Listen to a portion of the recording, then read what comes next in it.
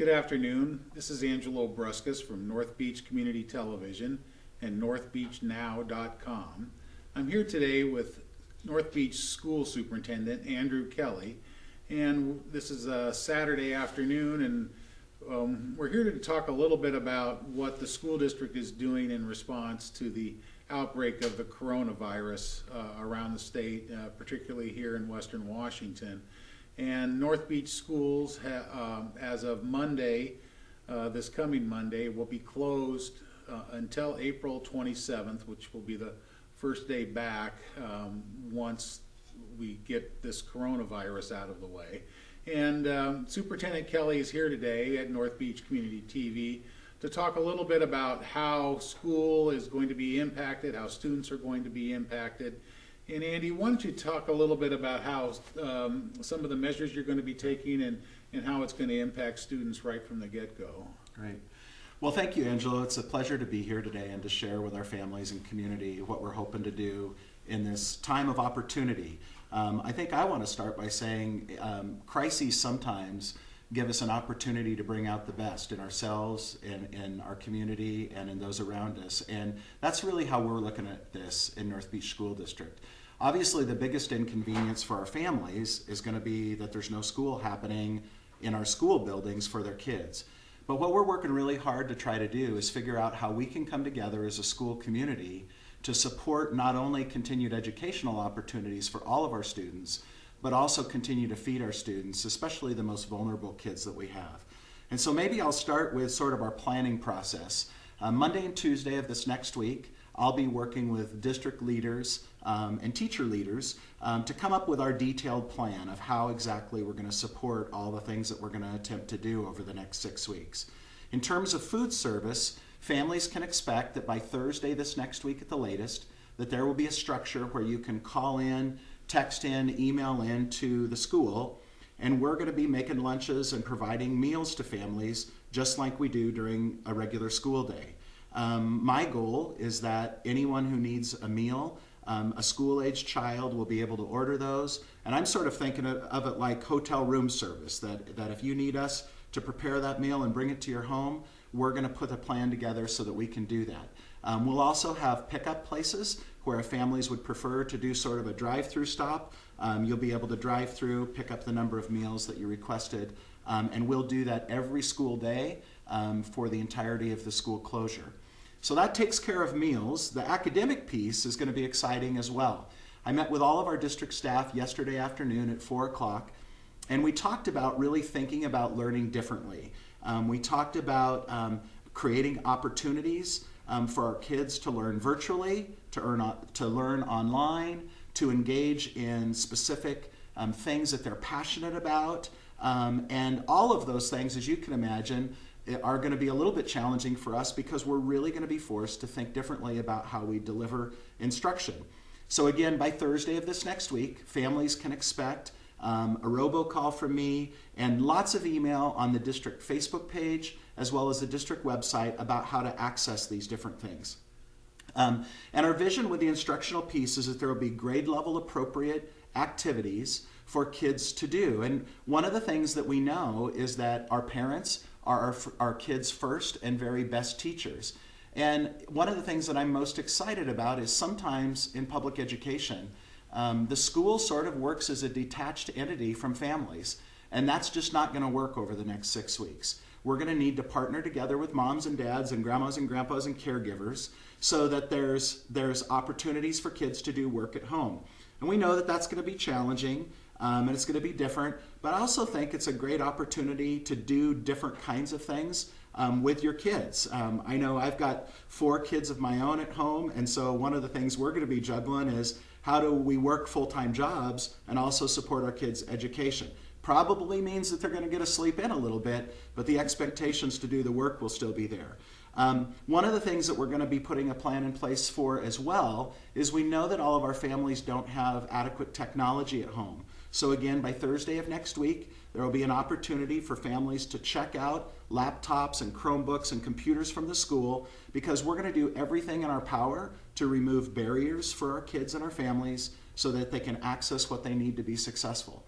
I'm certain, and this is one of the things I told our staff yesterday, I'm positive that we're going to make some mistakes. I'm positive that it's not going to be perfect, our first run through, but I'm really hopeful that this crisis will actually create an opportunity for us to grow as a district, grow deeper partnerships with our families, and actually build better relationships perhaps than we've previously had. So we're excited, and the district staff is really looking at it as an opportunity to serve in a way that we haven't before. How would you, if you're a parent with children at home who are used to getting your lunch program, how will they get in touch with you? Are there some numbers that they can call right now to start making plans for that? So by next week we'll have all of this built. But the idea is that there will be an email that you can send your order to that will include how many student age or school age meals do you need delivered. We'll have a window of time when we deliver those meals, and you'll be able to either to send that electronically or you'll be able to call a specified number and make that ask. We're going to ask that orders come in the day before. That'll allow us to prep and plan the next morning, and then deliveries will happen midday on the following day. So it'll be sort of order one day for delivery the next, and our expectation is that we'll be able to pull that off again starting Thursday for the duration of the school closure. And we're hopeful that we're going to be back in school on April 27th, but we just don't know yet. I mean, it's going to depend on what the health experts say, and we're going to try and do everything we can as a school community to be postured and positioned for the long haul to support our kids and our families. Is there ways that the public can help? Do you need help in delivering the meals preparations? I know you have quite a help with your summer lunch programs in the district. I think that's a great suggestion, Angelo. First thing I would say to people that are listening is we want our community to take care of yourselves. And we know one of the challenging things about Ocean Shores is we perhaps have a few more people than some communities that are sort of in that at-risk range. So for those folks, we encourage them just to stay home and take care of themselves. But if there's people out there that want to engage and help with deliveries or preparing the lunches or even being available for phone consultations with kids around tutoring, again, this is a great opportunity for us to come together in a way that we haven't thus far. What's going to happen with the school board now? You've got meetings scheduled throughout the next month and a half. Talk a little bit about how that's going to change, and will you still be conducting school board business? Absolutely. Well, our school board meetings happen once a month, and the school board has been fabulous working behind the scenes to support the work that we're trying to do and trying to organize. Those meetings will continue to happen. We're not sure at this point if those are going to be virtual meetings that people can watch or engage in virtually, or if they'll still be live meetings. We'll hopefully have that decision made by the first of the week. People can expect an announcement by Monday. And how about in terms of all your personnel that other than the teaching staff, are your support staff going to still be working at the school to do certain things? Yeah, great question. When I met with the staff yesterday, one of the things that I shared with them is that the board and myself are committed as we possibly can be to making sure that there's no huge negative fiscal implications for them.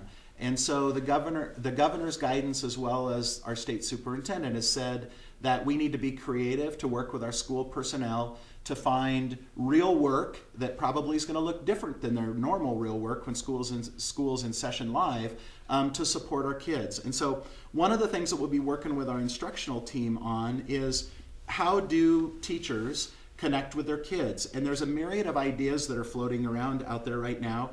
I think there will be some teachers that will put together weekly grade level packets with the hope and expectation that parents would work with their kids to support those packets being completed at home and then turned in. Again, anything that requires delivery and or retrieval, we'll be doing that live as well as electronically. I think we've also got some other teachers that are excited about moving their classroom platform to totally online.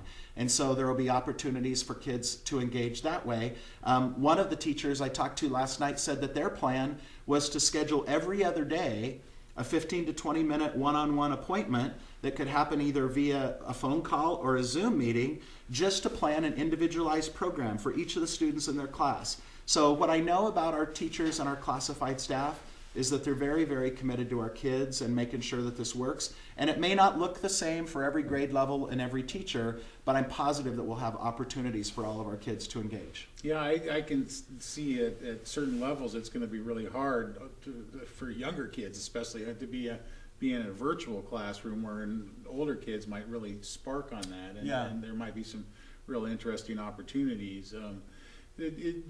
When you talk to other superintendents, did you get an idea of how it's impacting other schools, and talk a little bit about the communication between districts and how you folks are sharing some of the information that you're getting?